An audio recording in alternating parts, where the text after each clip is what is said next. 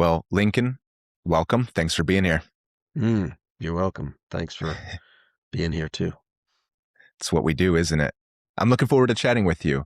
Look, I saw that you are really invested, it seems like, correct me if I'm wrong, into the personal transformation, personal development space. Is that right? I think so. It's been dabbling in all sorts of things, but it seems to tie back to that in terms of motivation and purpose. Tell me a little bit about what you do. Well, I started being a kind of explorer, being a mountaineer as a teenager, and that was very interesting because it took me to interesting people, interesting places, and interesting cultures. Traveled a lot.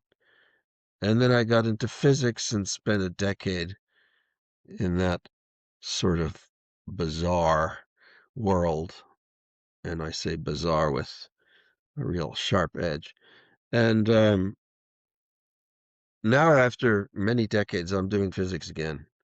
Sometimes I wonder why, but writing papers and moving forward and talking to people again. But that's not professional, happily. Professionally, I'm a therapist and an author. I'm just doing my taxes, looking how much I pay to market my books versus how much I make. And if it's a wash, it's luck. But that's Amazon for you, and I have to thank Amazon because otherwise it would be the front checkout counter or nothing for literature these days. So I am writing a lot. I blog and write books. I have a dozen books, and I do like that. It's a kind of outreach thing, and it has, of course, marketing purposes for psychology and personal growth.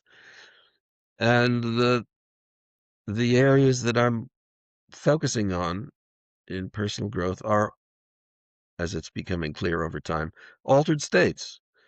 So, I mean, I have a big issue with thinking that altered states are just weird states or you know, dysregulated states. All states are altered states.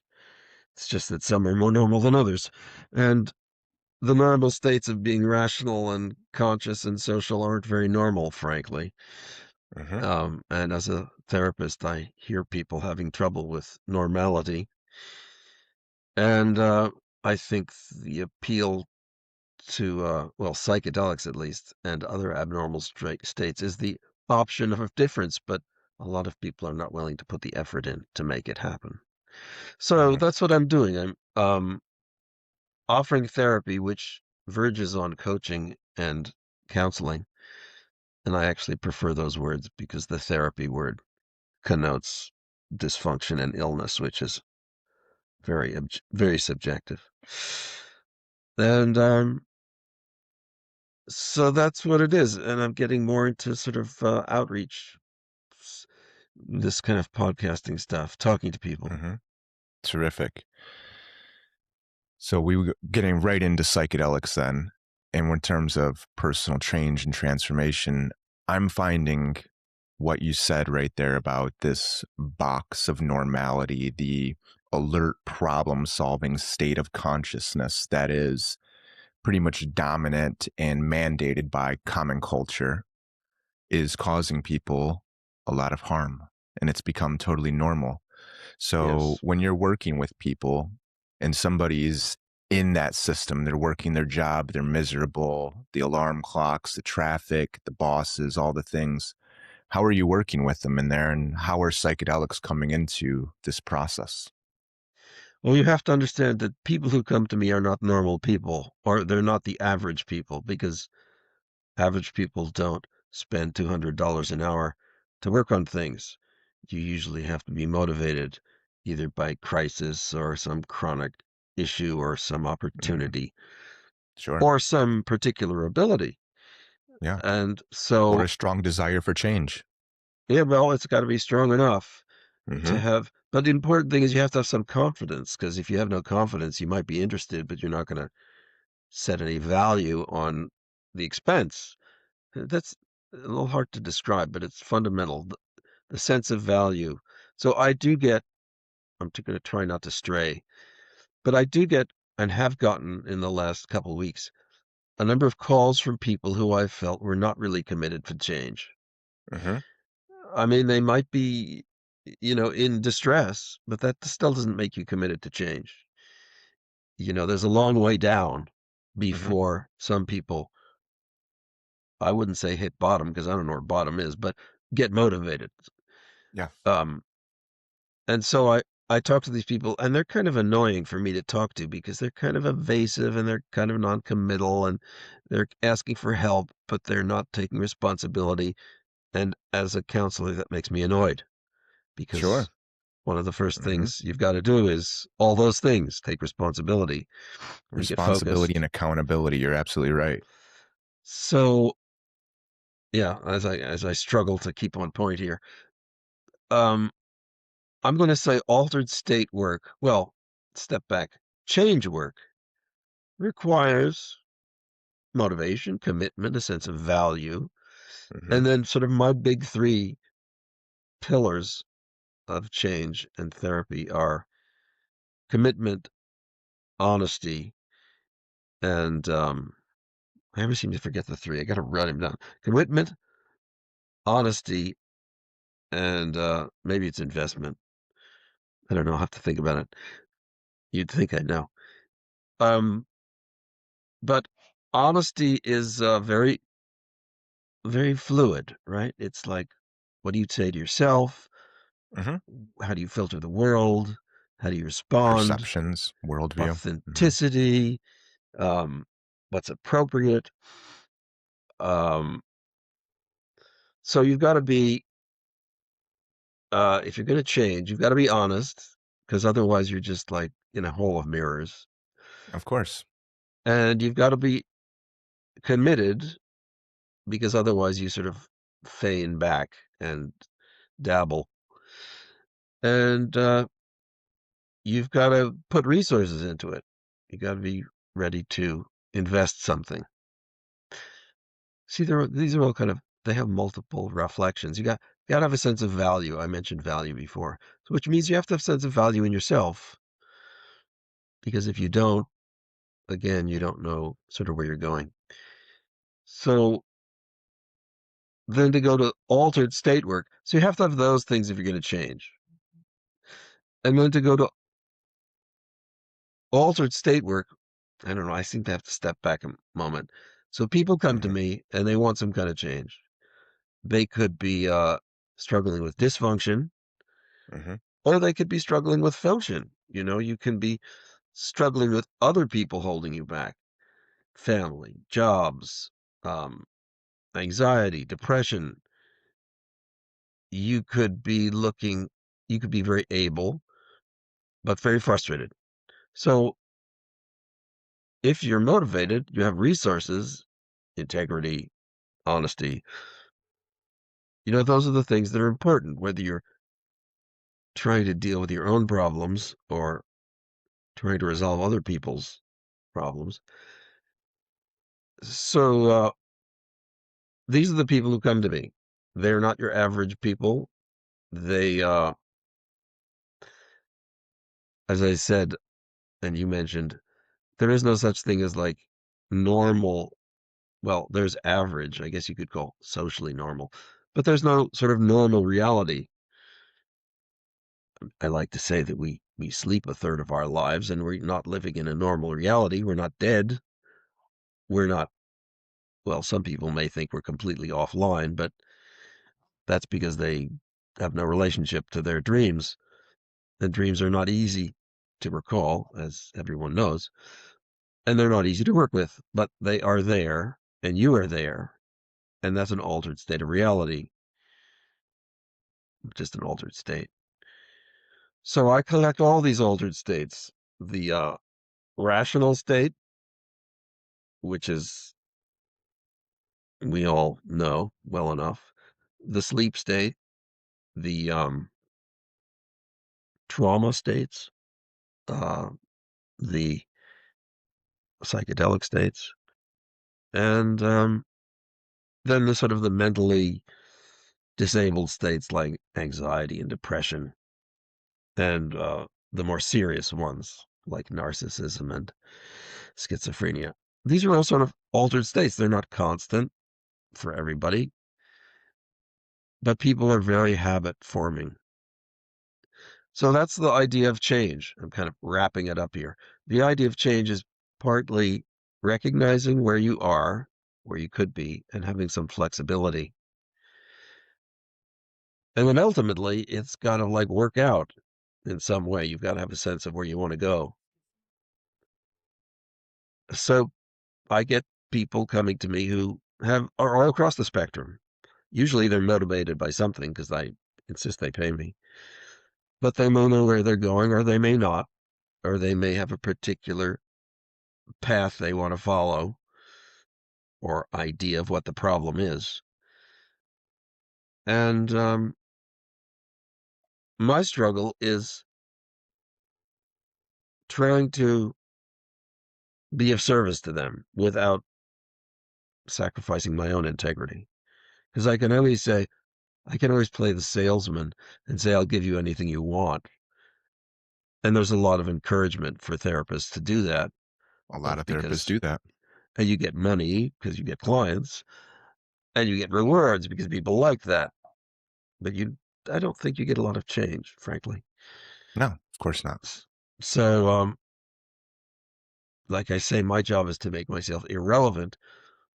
But frankly, I don't want to make myself irrelevant immediately. I, you know, I want, I want to believe in myself. So people come to me. The problem I want to believe if I can put them on my radar that I can help them.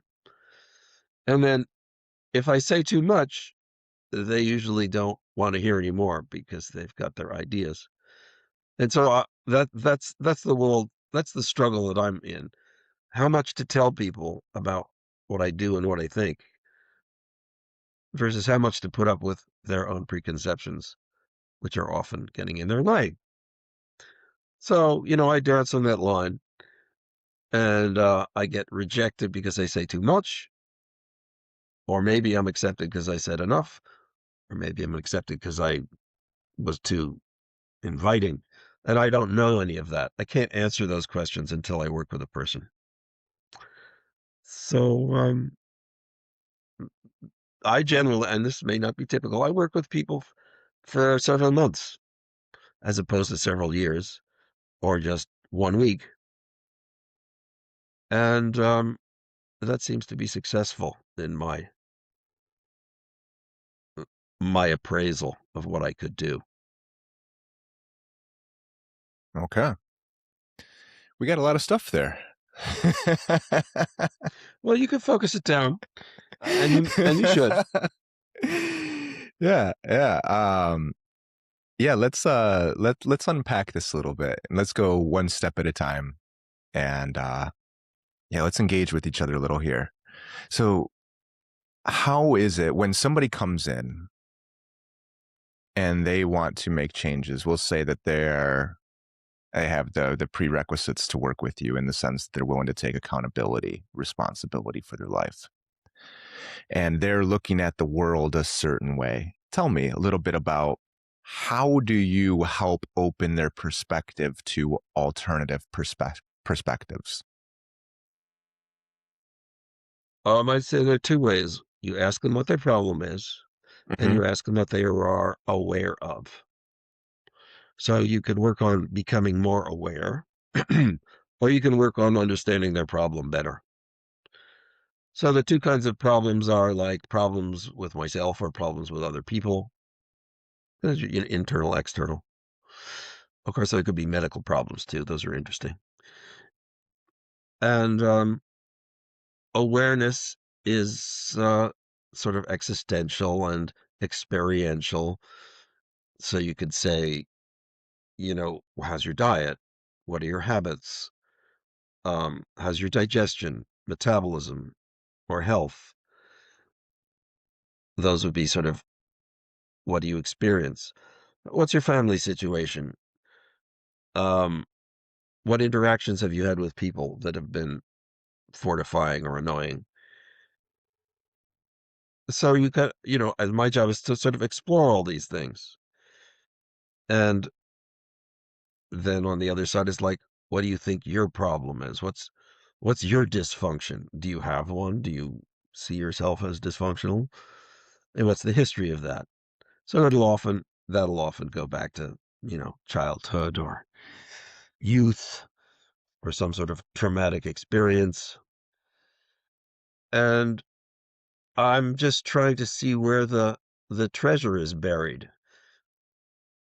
I feel like I'm a detectorist, one of those people with a metal detector that's going over the ground looking for buried treasure, and I'm looking for signals that there's something there in terms of how they react or what triggers them. And I'll often poke and pry and encourage people to go in those areas that seem confusing or fertile or relevant. And then I have to figure out, how does this fit together? Or is this just something I've dug up like an old boot, or is it really part of the problem? So, was that your question? How do I go about this? Yeah, how do you help people see an alternative perspective? Well, we can talk to them and sort of um, contradict or criticize their view. I mean, I'm not saying, being negative. I'm saying, maybe look at it this way, or maybe it doesn't mean that, or um, like I had or often have people who get in conflict, and I say, well, see the conflict as an opportunity rather than as a threat. Take a different approach, reframe, because when you change, I mean, you often can't get other people to change directly, but they will change if you change. They will if you rebalance the equation, they'll rebalance themselves. It may not be sufficient, but it may be enough to open up another line of dialogue. I'm thinking of like relationships, intimate relationships, which I don't have a great deal of hope to change, especially when they're, have a lot of legacy and a lot of water under the bridge. Um, but they're relevant and they're an issue. And what I like to do is with clients, get them sort of to the edge of their comfort zone and encourage them to step over into an alternate state. So alternate states are emotional states or delusional states or um, overly defensive states. I mean, you want to have a person recognize what they're doing. And uh, I also put a lot of effort on or emphasis on brain training. And it used to be that I had to like do a whole song and dance thing saying that, oh, there is your brain's habits and your neurology and it's relevant and you ought to think about it and there's ways to train. And I'm just like, I'm going to stop all that. Now I'm just going to require people to do brain training. That's my new policy. If you're going to work with me, you've got to do some brain training, and I don't have to sit here for half an hour and explain it to you. Do it or I won't work with you. Mhm. And you'll figure it out as you go along. And the problem with that is that it can be expensive, so I'm looking for ways to reduce its cost, and that reduces its power somewhat. Well, a lot actually. So now I tell people get a headset that monitors your brain waves and do the exercises. It'll cost you at minimum $150 if you get a used out of date headset, which is sufficient. And you can spend $1,000 if you want, but still you're just going to be getting a commodity tool. If And you're what kind of local to me, exercises are they doing with this? um, well, let me just add, if you're local to me, I can do more, but I try to work with people remotely because it's possible, and I'm hoping the prices will go down. The exercises, it's interesting. The exercises are modulating your brain waves, which you have to understand something about your brain waves. So you've got a series of different kinds of brain waves, roughly. That's enough to say, and that some of them reflect your anxiety and others reflect your state of disconnection, like sleep. Others are related to being alert. Others are related to being coordinated physically. And you can imagine them as different thermometers independently going up and down. And some people are either habituated or they've grown into one state or another. And you can usually see it in their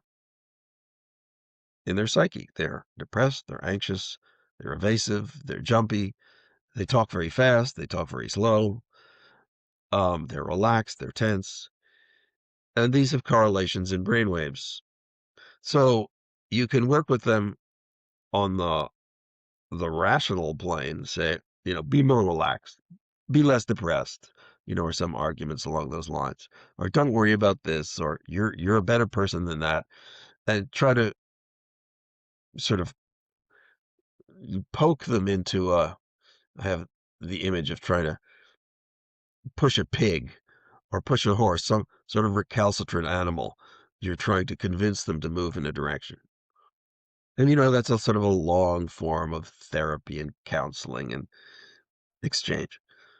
On the other hand, if those things are related to brainwaves to some extent, you can just tell them to train their brainwaves. And then you don't have to talk about triggers and emotion and childhood and rational existential nonsense. You don't have to talk about anything. Just train their brainwaves, make those thermometers go differently so that there's less tension and more relaxation and more attention and less sleepiness. And it's value free. Well, it's not that easy because you say, how do I do that? And I don't know. Nobody really knows. But it's a feedback. Well, it's partly feedback. There are also things that are stimulating in that regard. So you can stimulate the brain waves that you want to enhance, and it has or can have salutary effects. So the important thing is that you don't have to worry about emotional, psychological, traumatic, cognitive memory issues if you get a trained brainwaves, but you can have a profound effect. So that's why I'm requiring people to do it. And I don't want to go through this whole explanation like I've just done for the last 5 minutes, which doesn't really go anywhere because people are still just as lost. And I just say, forget it, just do it, you know. And the only excuse they'll take is that you can't afford it, which I do work with people who don't have much money, but I'll still keep pushing it. Um, so those are the ways I approach changing people. And as you can imagine, well, we haven't talked about psychedelics, which is sort of another way, but I'll let you get there when you're ready. Now, go ahead. Tell me a little bit about how do you incorporate psychedelic experiences into this process? Well, it's not legal that I administer psychedelics. I'm not part of a clinic that can administer chemicals that alter your state. The usual registered chemicals. Um, I'd like to, but it's problematic because it takes more time than 1 hour counseling. So it tends to be very expensive. Um, th- my experience with psychedelics has mostly been ceremonial, going to other countries or doing it, in the off the grid, the black market, or whatever it's called, um, here in either Canada or the US. Have I even done psychedelics in Canada? I don't think so. Um, but I am in Canada now, so people call me with interest. And I would like to encourage them to explore other ways of entering altered states that offer more control. So psychedelics are chemical, they have a duration, they have a somewhat predictable effect, at least physiologically. And they, there's a big debate about whether it's just enough, whether it's sufficient to just intake the chemical for a change, or whether you need therapeutic assistance to integrate and guide you. And that's a sort of Did you say that there's debate ongoing. on that? Yeah, there is debate. Yep. Yep. Um, and Where do you lie on that spectrum? well, I would have to say that, I've known people who've taken psychedelics. I've known them well. I've known them for 20 years, some people. Mhm. And I haven't seen the psychedelics change them much. Now, these haven't been people with mental illness or acute trauma. They've been just regular people who've joined me in ceremonies over time Sure. and been seriously interested in something about it. I have not seen them change much. So the result is, my conclusion is that unless you have an intention and unless you invest in change, it doesn't happen. I don't think the chemicals create change, or don't create noticeable change, noticeable that I notice. I would say that change happens when your memories and perceptions of the world change.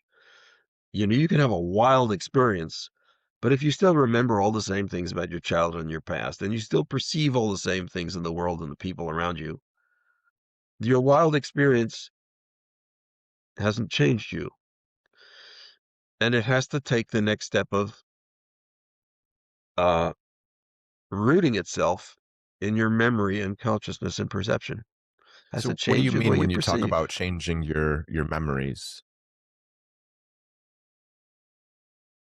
Maybe the best way would be to say you change the memories you focus on. Some memories fade and others become more dominant. So, if you have a relationship and you get a divorce, or you have a relationship and you have a child, your focus changes. Your Mhm. emotions around certain things, your triggers change, and you won't think a lot about your high school experience, or if you're undergoing a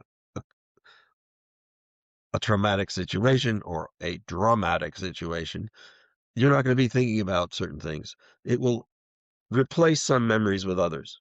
So It can, yeah. psychedelics can do that. They can give It you can.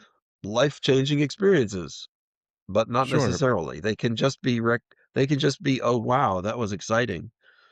And I'm not going to degrade those too much, because if you're in the business of being creative, those kind of images can be great. If you're an artist, visual, musical, theatrical, having insight into another, whatever it is, reality, realm, experience, can be a tool for you. But that doesn't necessarily mean you've changed your personality. It may just mean you make better paintings or something, or a new idea. So what I'm saying is that, in my experience, people who haven't tried to change and have had a lot of psychedelic experience have not changed. And I don't know I don't see they've changed. They might, point to their new, interest in pottery or something, but I don't see them change in terms of my interaction with them at a deep personal Sure. level. Psychedelics can be used for bypass. I would say that's true. I would Absolutely. say anything can be used for bypass. Yeah. Especially So, psychedelics. You get into this spiritual bypass where you haven't addressed any of the core things that you need to address. And instead, we well, just so have these there you have it. psychedelics. Yeah. Addressing is, the point. Yeah. So one was a tool. It's like having a car. You can have a car and go nowhere. You can have a car and drive around the block. You can have a car and go to a foreign country, or, have a transformative experience.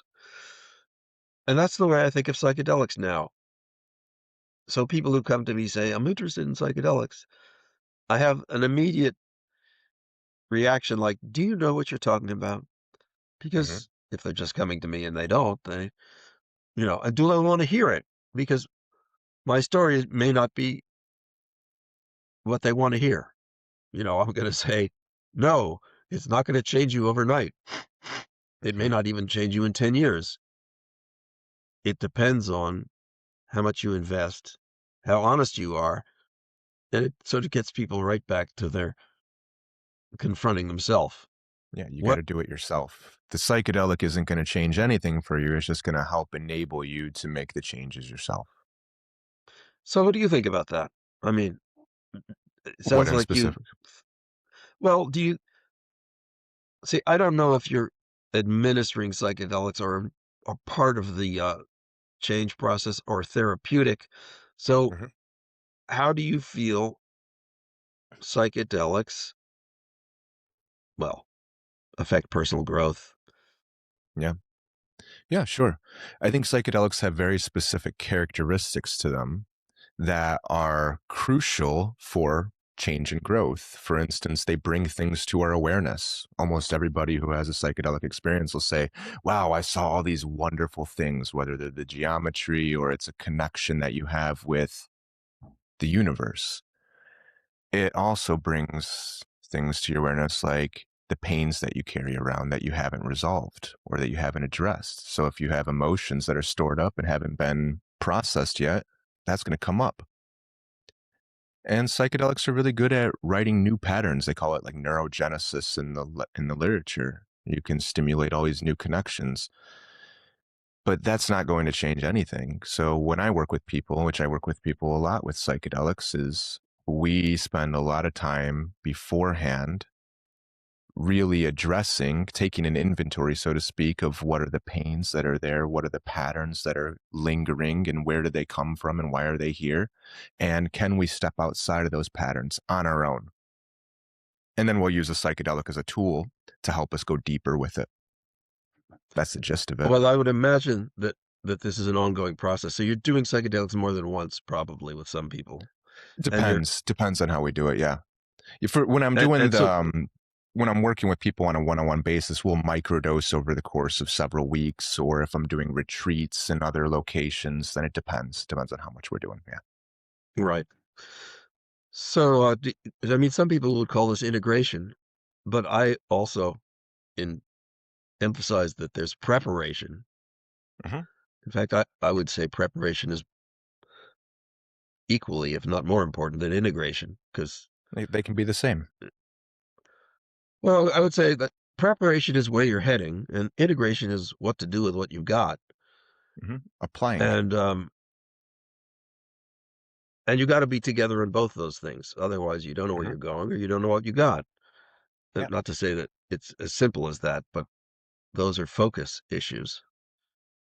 And it's just like therapy. Some people are not honest. Some people are not committed. Some people lack sense of value, or and sort of my role and maybe your role.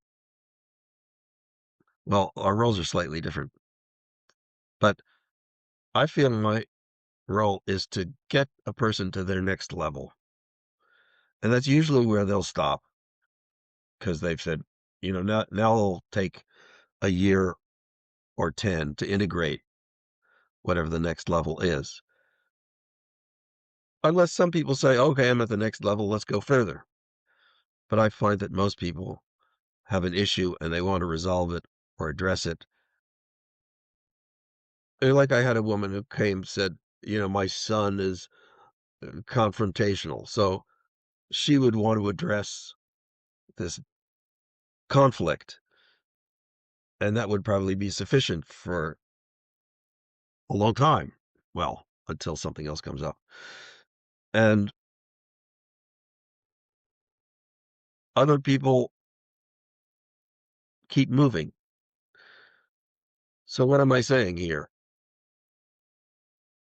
Personal growth and therapy are slightly different. One focuses on an issue. I find personal growth At least it sounds more endless.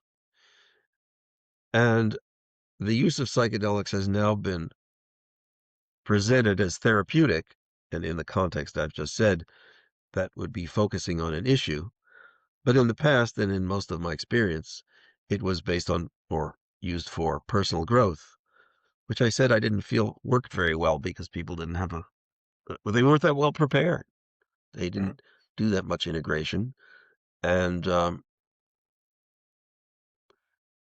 and I think personal growth requires those things, Sure. not just the experience of, as you said, neurogenesis or reframing. Mhm. Yeah. Personal growth seems to be the main characteristic of life here. It's what humans are Here, as in on Earth, inevitably. yes. Yeah, it seems to be, at least from our perspective of what I can see in the world around us as humans, it seems to be about growth, development, learning, meeting challenges, meeting experiences in new, novel, more functional ways to different ends. And when people get stuck and they're unable to do those growth opportunities and they get stuck in the trenches of the patterns that keep repeating themselves, then they suffer greatly. And so, all of this, whether it's therapy or psychedelics or personal growth, it all seems to be about this learning and development and coming back around to the exact same situations, but developing the capacity to see it differently, to relate with it differently, and to enact choices in how you're going to engage with these situations. I want to throw in an idea that I've been playing with. Uh-huh. Um, well, on the one hand, you look at the world and you see this chaos socially, politically, personally, in a community level. And I'm drawn to ask about how people think. And most of this um, seems to boil down to either rational or emotional thinking. And I feel there's a third kind of thinking, which I want to mention. So, rational thinking, we're all familiar with. We're not all that rational, but we try to make sense. It's interesting to me to work with people who don't make sense because they often think they do. And emotional thinking or emotional response, but I call it a way of thinking, is broader, is not as intentional. It's more active and reactive and less intentional and structured. And it's generally said in psychological circles that emotions drive your thoughts rather than your thoughts driving your emotions because your Hmm. emotions are stronger and they sort of underlie things and you can't get away from them. You can't change them quite as easily as you could change your thoughts. And I think there's a third way of thinking that deserves to be recognized and worked with, which I'm calling associative thinking, which is what happens in dreams. So if you think of the way a dream works, and this gets sort of close to psychedelics, I also do hypnosis, and so it's relevant Did you there. say dissociative? Associative thinking. Associative. Okay. Associative. Hmm. But dissociation is another thing. So associative thinking is what associations you make. And it has to do with memory and logic and emotions. It sort of throws everything together. But if you imagine what your dreams do and how strange they are and the associations they bring up, you can see that it's an aspect of your mind that you generally don't have that much control over. But if you do what I call dream work, which is to say, remembering and reflecting on your dreams, you'll find you gain more agency in them. Of You have more course, through situations where you awareness. have choices. Hmm. Yeah, it's interesting. Normally dreams are a series of vignettes that you're watching or experiencing what's happening. And when you dream, when you do more work with your dreams, you find yourself in situations where you find you have more choice When you become more of who you talk active. to. You become more active in the dream Hmm. and you remember thinking, oh, I could say this or I could say that. as Hmm. opposed to this is what happened to me. Yeah, of course. And these are very interesting because when you start taking an active role in your dreams, you get responses that you didn't expect. And often you don't even feel they're your own. It's as if, aliens are talking to you. And that's kind of how I understand aliens and so forth. Um, so I would say that Is through what, like dream characters, or you're talking what? characters of your mind, Okay. unresolved and unequated characters of your mind. And so, if you have an idea, I don't know what to call it, if you have a, a mental construct that needs to be expressed,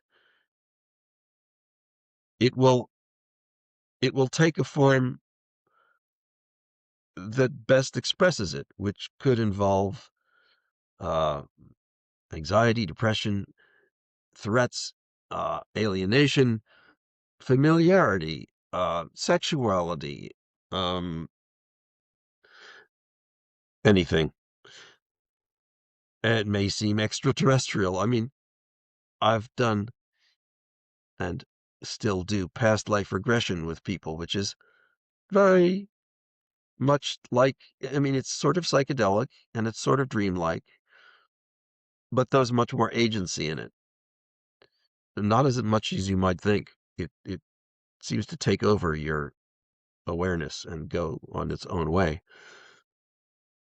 But ideas will express themselves in strange ways. So that's what I'm getting at here. Associative thinking is how you make associations and how your creative mind works. Clearly, if you don't think along those lines, and I suppose I learned this through all my years in physics, where people are ultra rational and don't think along wildly creative lines, you get stuck in very regimented situations.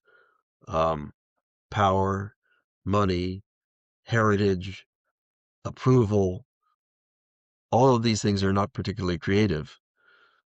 Whereas, and they don't foster a lot of growth either. So being open to being creative, in my mind, is important for growth. And what should be mentioned is that growth is not very predictable, and it's often not assuredly pleasant. It involves confronting uncertainty and making a Discomfort. certain amount of mistakes. Mhm. And so I say you have to want to make mistakes. I mean, if you're creative in some endeavor, anything, painting, writing, speaking, podcasting, and you're not making enough mistakes, then you're not pushing your boundaries and you're probably not going to grow. You're going to remain in a certain circumscribed orbit. And that may be nice for a while, but it will start to get repetitive. I have a son who's 15, and he spends, like many 15-year-olds, most of his free time on the internet. And the rest of it he plays games with his friends when they shoot and kill each other to their great delight. Um, and I'm waiting for him to get bored because I find it boring. I mean, I sometimes play computer games, but I have little tolerance for their repetitive nature. And once you get bored with your routine, you can start to grow into something else, at which point you're going to encounter frustration of all the many options and your ignorance and the mistakes you make. And you have to be not just willing to do that, but you have to appreciate that you have to enjoy that. You have to enjoy falling over. So how do you do that? Well, you learn to fall over. It's like if you're doing martial arts, you got to learn to, fall over. Otherwise, you're going to hurt yourself. But if Hmm. you don't, you'll never learn the art. It's one of the first things you learn Similarly. in martial arts is how to fall. And that should be one of the first things you learn in psychological growth. But it's hard because It's We uncomfortable. remember a lot of big falls. And we don't have the capacity to navigate it. The vast majority, I mean, you tell me, almost every single person that I've ever worked with never learned how to navigate pain and discomfort. They never learned how to navigate Well emotions. well, yeah, but certainly you can approach that. You can learn physical pain through exercise. So Mhm. good exercise and like Yeah, you can learn how to I navigate force discomfort, of myself to do course. that. Mhm, And, one of the projects I do is to work with climbers, alpinists, or outdoors people who've had trauma and accidents and are dealing with mhm, grief. sure. And I ask these people, "Why do you do this?" And a surprising number say it's for the suffering. So I don't know, is that like, are they trying I really I didn't do mountaineering for suffering, although there's a lot of suffering in mountaineering, heavy loads from long days and a lot of effort. But I never thought I was doing it for the suffering. So I get strange answers from people, and it sounds like they're working on learning to deal with pain because they keep doing it. I mean, I Yeah, can't say that I fully understand this, but sure. it seems like they're trying to do something. I meet a lot of people who get addicted to their suffering, and they can't imagine anything outside of it, and they can't let go of those I'm addicted to patterns. sure. I mean, Mhm, I have uh I have bitterness to both of my ex-wives because I have not let them go. So mhm. why do I do that? Why don't I just forget them? Well, I do think that there's a certain benefit to not burning bridges and to being uh, connected to things that cause you pain. Something I came across the other day that said it's more important to love than it is to be loved. Because if you can't love, then you can't really receive it either. So you may not get it back, but if you can give it out, that's an important skill to have.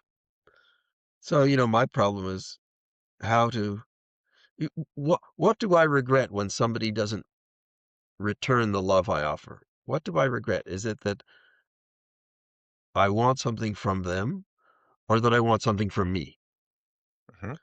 I mean, here I would say you've got to develop a certain tolerance for pain if you're going to grow into an understanding. I don't Yeah, know. and The word pain you have gets a to little you gotta broadly look at used here, but you gotta look very carefully at what you're trying to get, like you just said.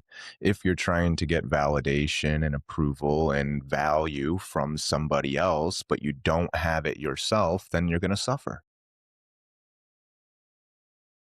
yes. And then the question is, how do you move? Where are you going?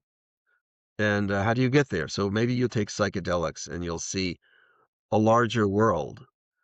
Well, how do you bring that back? That would be the integration problem. How do you bring it back? How do you reframe your life and devote yourself to whatever, your vision? Um, it could be that you need to reconstruct your social life or your personal life around your new vision. And that might mean trying to convince people in your orbit to think differently, which doesn't work very well, or find new people, which a lot of people will do, find a new circle. And that's one of the things that psychedelics offers, or at least to some people, is a new circle. Um, that was very interesting. You get people who are talking about different things. I would like, and some people say it's important to do psychological work in groups. That's another new circle. Um, I kind of regret that I can't do that remotely, although I sort of can with, having webinars and classes online, but I haven't been motivated to do that. I find a lot of interest in working with people individually. I'll ask you, how do you find those two options, working with people individually, working with them in groups in the context of growth? Have you found one more Individual. rewarding than the other? Individual. Yeah. Yeah, I think we have to be very careful with the group mentality. I find that, again, if we're looking for the answers externally, then we're going to suffer. So I want people to try and find the answers internally, and I can work with people on a much more individual level, personal level. I can see what they're going through and where they're trying to fulfill whatever unmet need or pain it is individually a lot more when I'm with them. Mhm. So do you feel that there's more progress to be made or they make more progress? That's Absolutely. kind of Absolutely. yeah. Anytime I've ever worked with the groups in the sense I've never led the groups. I don't do that. I only work with people individually, and then maybe I'll bring a bunch of people who are doing the thing together whom I'm working with individually.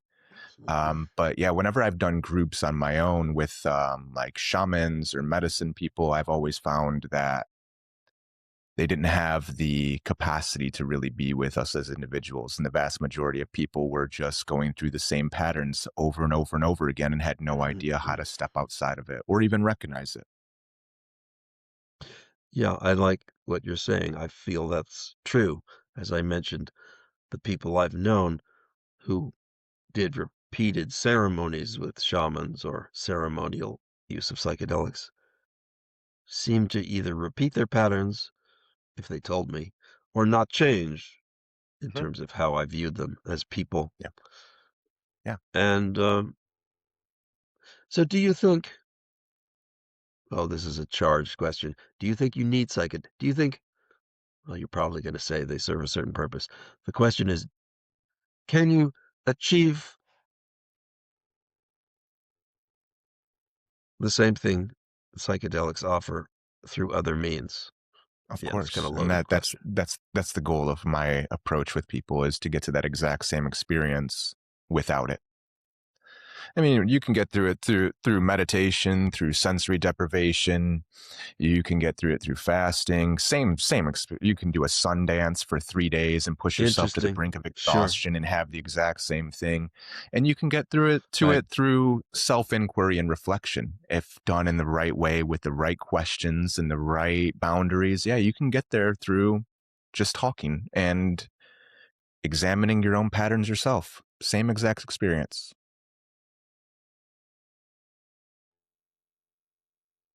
And what do you say to people who don't have a lot of experience and come to you to ask for guidance? Do you give them a lot of information or do you say, try this and we'll see how it works? Mhm. No, I never say try this. They figure out what they need to do. My goal, I never tell anybody what to do or where to go, what doors to walk through. I just help them find the doors. And so I ask lots of questions, a lot of questions. That's my thing. And I help them see the patterns that are at play. And then I challenge their perspectives in a very gentle and compassionate way. So when somebody says, I'm suffering because of this person here, I can help them see that pattern was in place before that person was in your life. So it's not about them, Hmm. it's about Nice. something else, right? So they can understand. I help them build the awareness essentially of what's going on. And then I help them build the capacity to make choices and to take responsibility for their an agency or accountability for their situation. And then when they make choices, they usually make choices to do things differently. Perhaps one of the things that I might provide for people is alternative patterns that they can choose from. So when they need a different perspective, they need a different way of looking at something, I can help them find that. That's nice. I like that. Well, I especially like the idea of having people see, if possible, that the patterns that are disturbing them now were in place before the triggers were clicked Yeah. that Yeah, because caused that's a them to pattern of become blame. aware of it. That's blame victimhood right there. That's powerlessness. That's taking the power that you have to make choices in a situation and navigate the situation. They're taking that power and giving it away to the person that they're blaming or to just the pattern of blame. So when they're saying it's this person's fault that I feel this way, they have agency in the situation. So I help them recover that ability to make those choices and to direct their energy and that power to different means. What does it do for you? That's kind of a different question. Mhm. Do you find reward in playing this role, or are the question is sort of, do you feel yourself to be a healer or a a person who accompanies other people in their explorations? Does that Mhm. make any sense? Yeah, yeah. What does it do for me? I absolutely love and hate the job simultaneously. There's a part of me that just loves doing this. When people come to me and I see them make changes, transformations in their life quickly, and they can sustain these and integrate them into their life and things change quickly, that's super rewarding for me.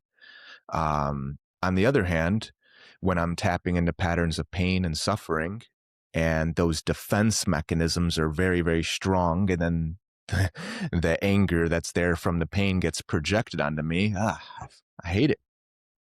I can navigate Mhm.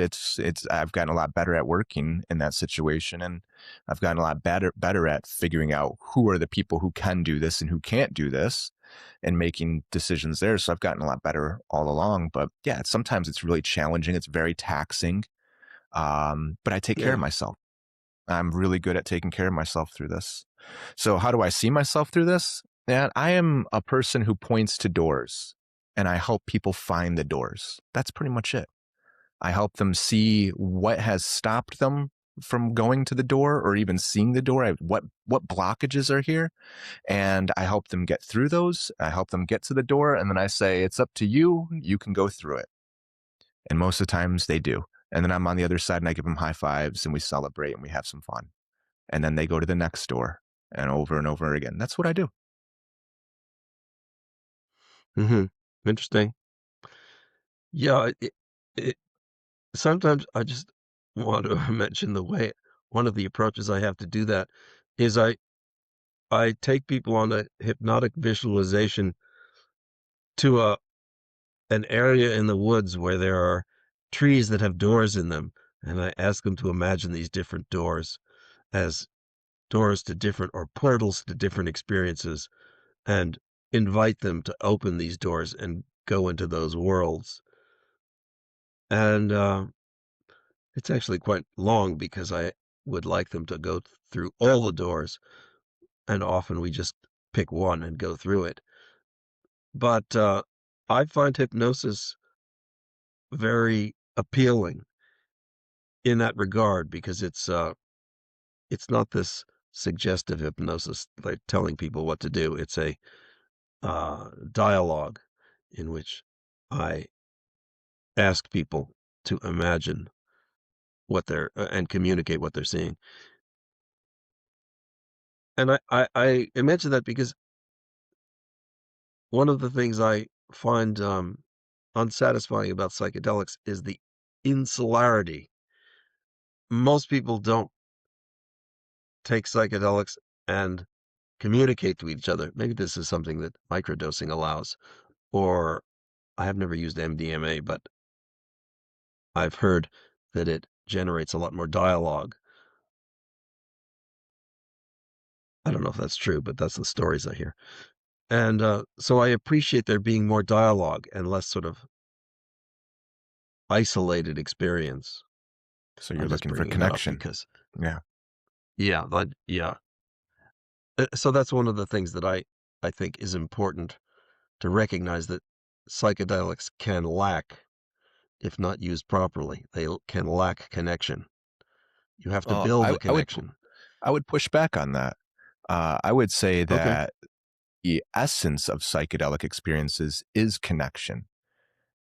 Every time I have a psychedelic experience, and everyone that I've ever worked with, the connection is immense.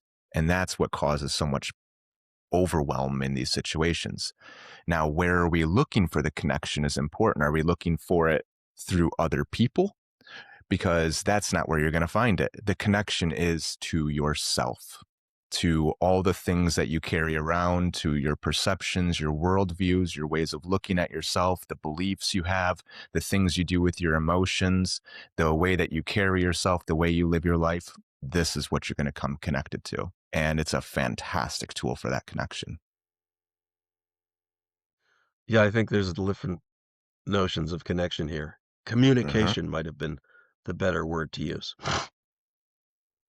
Yeah, I mean it's an Um, introspective internal experience. So it's very challenging to interact with people externally. But when you sit in an right, ayahuasca ceremony and there's 10 people in there with you and the shaman is guiding the entire experience, you might not be directly verbally communicating and connecting with people, but you are absolutely engaging with their experiences and they're engaging with yours. The connection is definitely not verbal, but it's happening there. Even while you're having your own introspective experience, you can see others and they can see your experience as well. yeah, I think there could be a lot of dialogue on that because the experience could be a projection or a reception. Um, I mean, generally, at least in ayahuasca experiences, you're not supposed to touch other people or, I mean, there is this exchange of energy, but you're hyper aware and hypersensitive and hyperreactive. So there's a reason not to get in other people's faces, but there is a communal element to it, a communal energy, and that's subtle. But my experience has been that that communal energy has not, it may be sort of supportive, but it's not change generating. As you know, it's hard to say, but that's Yeah, been my it can be. experience. It certainly can be, but it again depends on how you're approaching the situation. What intentions do you have? What framework have you laid beforehand? How well are you Right, prepared to right. go into it? What level of And development how, are the people who are in your ceremony at as well? And where do you fit in on this? This all impacts the type of experience you have. right. Well, what can we conclude here? I would like to say, at least I would like to say, um, psychedelic experience is insufficient without personal work. That was kind of my Precisely. 100% agree with you on initial that one. idea. Yeah, I mean, this But is I'd how you also get. like to say, Mhm. go ahead. No, I was just Well, gonna I say, yeah, was going to that's how say you something get. else, but you, That's just how you get people who use psychedelic experiences for capitalistic personal gain while exploiting other people. You get people who are being sexually assaulted in these types of things. It's people who have bypassed all the personal work and use the psychedelic experience as a sort of virtue signaling. I'm this authority now because I can do this. Whenever we bypass the personal work and go into those spaces, yeah, a lot of bad things come from it. agree. Um, yeah, or bad things continue when we don't do the work. So Hmm. Yeah.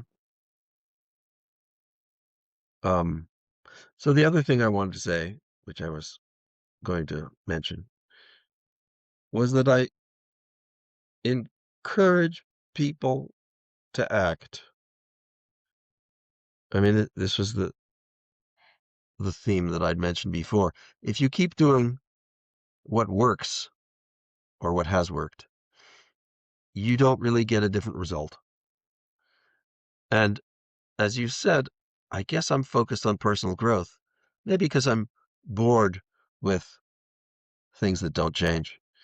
Hmm. Maybe I have a creative bent or something. But one of the things that I would like to tell people and often feel I'm not able to is that you have to invest in yourself. But if you don't have a sense of value, so a lot of people who come to me are of uncertain value. They're not certain what they're doing or what it's worth or what it should cost. You have to have a sense of value in order to invest in yourself. And this is why I often don't know what to tell people, because either you have it or you don't. So I would just like to say, if you don't know what you're doing, at least do something. And if it doesn't feel good, well, good. And if you're going to fall down, well, learn how to fall down, because doing nothing doesn't change anything. And you know, it's becoming all more evident as the world gets more connected and things go faster. I think evolutionarily, we're approaching a state, or have been approaching the state for the last 300 years, in which we need to get our shit together as people and as groups. And that means you got to do something. You've got to, you know, put out or speak up or take an action and risk offending or disrupting or rocking the boat, because the boat is like, in my view, sort of heading for another waterfall. World War III is very possible in terms of what it looks like before it happens. I mean, all it takes is one nut to drop a nuke somewhere, and the whole thing will be off and running. So I think we're all responsible to get on this personal growth issue, both for ourselves and for each other. Yeah. So this is my sort of message, is like, do something, even if it, even if you don't know what to do something. Take and some and don't responsibility. don't feel bad about it being the wrong thing. It's like, sure, if you don't know what you're doing, chances are it'll be the wrong thing, but that's how you learn. There it is. Ladies and gentlemen, Lincoln Stoller, tell us where people can find you, please. I have a big website. It's called Mind Strength Balance. It's online. It has books and therapy and hypnosis and sleep and dreams. And there's a blog which you can subscribe to for nothing. And there's a button you can click for a free consultation.